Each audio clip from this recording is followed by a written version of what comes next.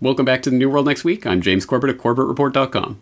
And I'm James Evan Pilato of MediaMonarchy.com, and we both welcome you back to the New World Next Week. If you're keeping score at home, this is episode 162, and of course you can find everything you need, all the back episodes, everything you need at NewWorldNextWeek.com. James, I'm glad to be back with you after our little bit of a break, and on a day where Amber Alerts were blasted out all over the West Coast, and I even had a bomb-sniffing dog come onto my TriMet bus here in Portland. We know that we're into uncharted territory, so we will begin this week with a story via Salon as the ex-NSA chief calls transparency groups and hackers the next terrorists. The cyber scare, like the Red Scare of the 50s and the Green Scare of the 90s, is already well underway, and on Tuesday, August 6th, former NSA chief Michael Hayden put it into words. Hayden warned that hackers, cyber activists, and transparency groups who might act in support of NSA leaker Edward Snowden could target the U.S. government, equating such groups and individuals to al-Qaeda terrorists. Using trite and old-fashioned descriptions of anarchists and hackers as dangerous loners, Hayden said during a Washington speech Tuesday, quote, "If and when our government grabs Edward Snowden and brings him back here to the United States for trial, what does this group do?" said retired Air Force General Michael Hayden, who, it's important to note, from 99 to 2009 ran the NSA and then went to the CIA.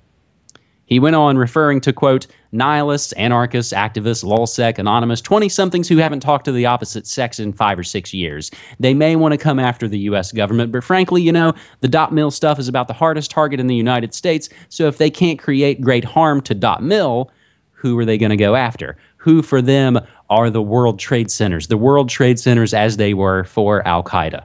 So it's important to note that it was under Hayden's directorship that the NSA programs designed to hoard data and metadata on almost every online and phone communication within and going out of the U.S. were developed. His comments reflect the government's troubling attitudes towards online and open data activists. They are prefiguratively framed as criminals and terrorists and are treated as such. James, that sounds like a good bit of pre-crime. Absolutely. Well, let me add this little tidbit about Hayden. It was also under Hayden that the NSA just couldn't possibly track Osama bin Laden's satellite phone because it was an American-bought satellite phone, so they just had no way to track him. Complete BS, and that's all that will ever drip from this mouth of this representative of the shadow government. And I hope people know that when they're looking at Hayden and his ilk, they are looking at the enemy in this new system. And it's not hyperbole to say that, because exactly as the alternative media has been saying for years, all of this al-Qaeda nonsense, all of this war on terror hype and crap that's been shoved down our throats has always been the pretext for exactly what is happening right now, the turning of all of that machinery of the warfare of state against the people themselves. Now you are the next potential terrorist if you dare to speak out against the U.S. foreign policy. If you support an Edward Snowden, if you call for transparency, you're clearly a terrorist. Again, we've known that this is the game plan all along, but it is finally coming out and stepping out from the shadows, out into the open. So I hope that people will at least be able to identify the cockroaches now that the spotlight has been turned on. And I hope people realize just how serious this is, because I think the shadow government is revealing themselves, and I put the emphasis on revealing themselves. I don't think it's really coming out just by random chance, but that's a very, very worrying sign, because that means that probably the next big spectacular terror attack is either on its way in the form of a false flag, or they're going to bust something at the last minute with the information that they got from tapping your phones, and so everyone will learn to love the new police state. But either way, I'm not exactly looking forward to what's coming out of all of this. And we saw the weekend embassy terror alerts that evaporated as soon as they arrived. James, I think an interesting related bit to this story comes from our friend Doug Owen at blacklistednews.com. Unhappy with U.S. foreign policy? The Pentagon says you might be a high threat. And this bit of propaganda comes from the DISA, the Defense Information Systems Agency. They're the kind of alphabet agency that, you know, likes to run terror drills. They basically put a little piece of propaganda together that has an Indian American woman marked as a high threat because she frequently visits family abroad, has money troubles, and speaks openly of unhappiness with U.S. foreign policy. So, James, this actually, when you dig down into it, gets into the story of Insider Threat, which will also include as a New World Next Week flashback. We went over the Insider Threat story on June 27th. So having said all that, we'll segue only slightly into our second story on New World Next Week this week, and we'll take it from the fine website allgov.com, as the trail of U.S. criminal investigations have been altered to cover up the DEA's role as the data source. From a constitutional rights perspective, the latest revelation about the U.S. Drug Enforcement Administration, DEA, is even more troubling than what's been reported on the NSA, according to legal experts. An investigation by Reuters found a secretive DEA unit known as the Special Operations Division, SOD, has been helping state and local law enforcement with drug busts by providing information collected from intelligence intercepts, wiretaps, informants, and a, quote, massive database of telephone records. That database, known as DICE, D-I-C-E, contains roughly 1 billion records and is accessed by about 10,000 cops across the country. SOD's wiretap data usually comes from foreign governments, U.S. intelligence agencies, or court-authorized domestic telephone surveillance. But the disturbing part is the DEA requires police who receive the agency's help to cover up the fact that they were given the tips and not even tell defense lawyers, prosecutors, and judges that their investigations began with the DEA. So now we get to the heart of it. Reuters obtained DEA documents showing that federal agents are trained to recreate the investigative trail in order to conceal the agency's involvement in the arrest. This tactic keeps a defendant from knowing how an investigation began, which opens the door to problems like entrapment and biased witnesses. Nancy Gertner, a Harvard Law School professor who served as a federal judge from 1994 to 2011, told Reuters, quote, "I have never heard of anything like this at all. It's one thing to create special rules for national security. Ordinary crime is entirely different. It sounds like they're phoning up investigations."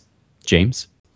Yes, I have the feeling that this is one of those stories that's going to slip under the radar and is not going to get as much attention as X-Keyscore and all of these other revelations that are coming out. But I think this is an exceptionally important piece of the puzzle of what we're looking at, because what we have here is that not only the surveillance state that exists out there behind the scenes that's not even that even Congress can't look at, but of course it's being used judicially to prosecute people without them even being able to access the data that's been gained on them, which of course is completely and utterly just completely undermines the entire American judicial system and the legal system. But it was even in this manual that was even posted online for years, which they took offline eventually, but it even details how law enforcement officials are supposed to cover up this data so that no one knows that they have it.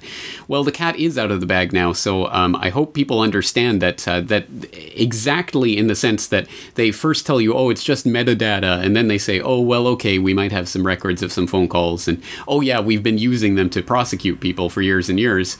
It just keeps expanding and expanding, so I hope that people get the sense that this has been going on for a very long time, and that this is a much bigger and more integrated and more, greased and ready to go program than they've been telling us for a long time, which again shouldn't surprise many of our regular viewers. But this is the type of story that will hopefully snap some of the people who are still in the Matrix out of it, because again, it just goes to show the enormity of what's going on, completely unbeknownst to the general public and even to most of the Congress critters that are supposed to be your elected representatives there in the United States. James, I don't know, man. There's a lot of great baseball news going on right now. I'm not sure if people are going to snap out of it. Yeah, you need another steroids investigation in Congress. So this popped into me. Would it be appropriate to perhaps add a related link to your examination of Franz Kafka's The Trial? Because that's exactly what this kind of makes me think of. You have no idea of knowing what you're charged for, where it started, where it'll end. The parallels are definitely there, and again, that's another book that I think people should take a look at. Not just 1984. I think The Trial is more and more the reality that a lot of Americans are facing these days. It absolutely is. So, James, we'll now turn to our third and final segment this week, as we'll generally attempt in some way to kind of end with a positive story. Now, sometimes it's hard, as James, you and I were discussing off mic, to find something that's an unmitigated positive. This, however, is a fascinating story.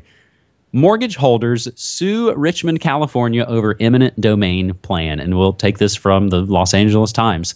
Wall Street firms are directing a lawsuit aimed at blocking the city of Richmond, California's proposed use of eminent domain to write down mortgage loans for certain residents. Richmond became last week the first city in the country to press forward with a controversial eminent domain mortgage plan, which has come under debate in a variety of municipalities over the past year or so.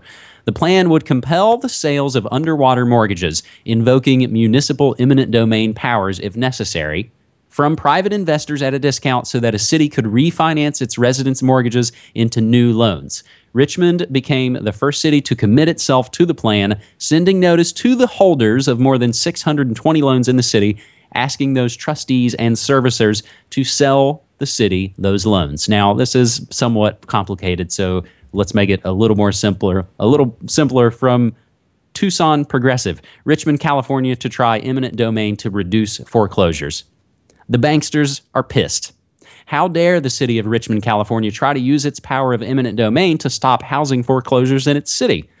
Generally, governmental bodies use eminent domain to force people to sell their land and or homes to make way for projects like freeways, which are for the common good. Long ago, the Occupy Wall Street movement suggested that cities could use eminent domain to buy up mortgages and reduce homeowner debt before the homeowners are forced out of their underwater mortgages by the banksters. James, what's your take on this? Because I know I sort of submitted it as, hey, this is a positive, and we kind of went back and forth. I don't know that this is an unmitigated positive. Well, let's tease out the positive from this, because people have been saying ever since the bailout, the $700 billion bailout that became the $24 trillion bailout of Wall Street and the big banksters, people have been saying if only a fraction of that money had been used to pay off people's mortgages instead of paying off the fat cats in Wall Street, then yes, that would be socialism, but at least it would be better than what eventually transpired. And I agree with that. I mean, if we're going to have socialism, at least give it to the people. And so that, I suppose, is the positive side of this story. The negative side for me is eminent domain and the hard wiring of that, and basically moving that piece of the puzzle further and further onto the game board, because every time you have a policy like this that can be used for good things and it can be used for very bad things, like the government coming along and deciding that those mortgages that they took up, well, in fact, we'll just keep those. We'll keep the land, and why don't we sell it to some casino developer or something? That could just as easily happen with this type of program. So the way I look at it is, every time you give the government a power, it's like giving them a master key to a building, and you might hope and wish, and maybe there will be a few people who will tell you, oh, we'll only ever use that to go into the storage closet. We'll never use that to open any of the other doors in the building. But they still have the key, and maybe not this mayor, maybe not this town, but someone somewhere is eventually going to use that to open the other doors of the building that we don't want them to. That's fundamentally part of the very problem of trying to use governments to solve these types of problems, because again, the big stick of government is exactly what the crony capitalists and the Wall Street banksters rely on. That is their lifeblood. So every time we give the government more powers to do things like this, the more that they're eventually it's going to be used against the people. So that's, I hate to be the party pooper, but that's the other side of the equation.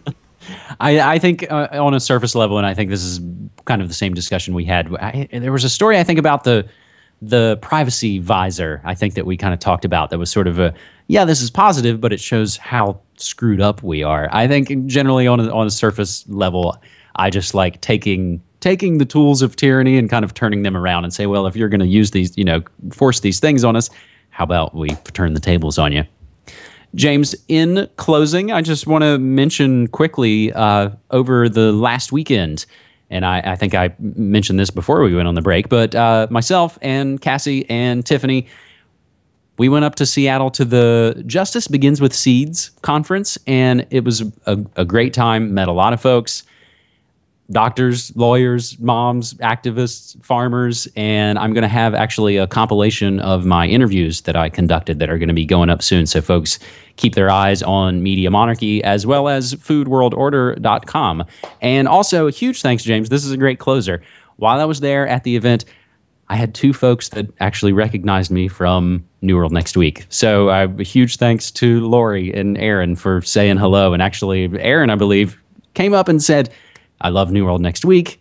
That's how I heard about this conference. And I asked, I was like, oh, well, where are you from? She said, Seattle.